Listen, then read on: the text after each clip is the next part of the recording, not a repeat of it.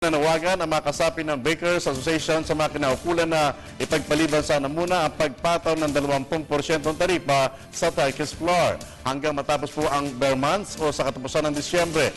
Ito po matapos naman na magsagawa ng magkasabay na press conference ang Filipino-Chinese Bakery Association Philippines, Baking Industry Group at Philippine Federation of Bakers Association.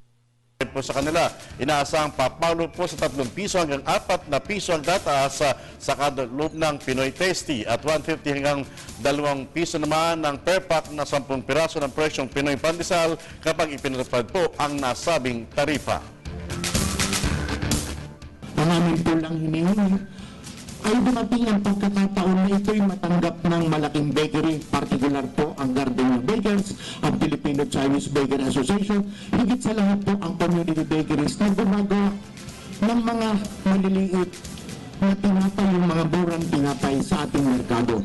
Kapag po nawala itong Turkish flour, na halos sabi nga po ng importer ay napakalakas sa probinsya, at ito'y tinatangkilik dahil ito'y mas mura, e paano po yung ating mga kababayan sa probinsya na gumagamit nito?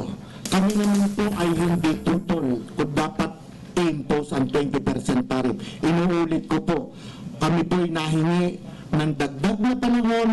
Itong pinaplano namin, kung sakaling ganun mangyayari, gagayahin namin ginagawa ng local plumbers, mataas ang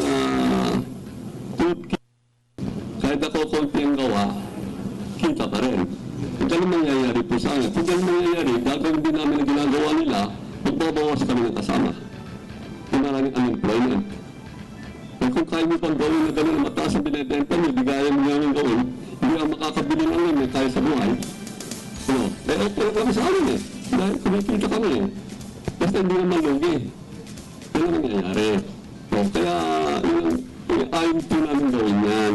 Dahil meron po kami puso sa mga masa para po sila matulungan, lalo ang mga maribita. Kaya kami umaapila.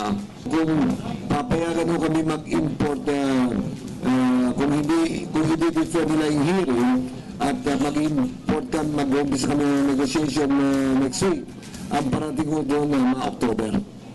So, pwede pang ihabol para sa Christmas season. Ang presyo ng Turkish flour ay nasa 720 to 750 pesos. Ang laki ng price difference. So pag tinaas yun, ipapasa namin yung presyo sa mga consumers sa pamamaraan ng price increase.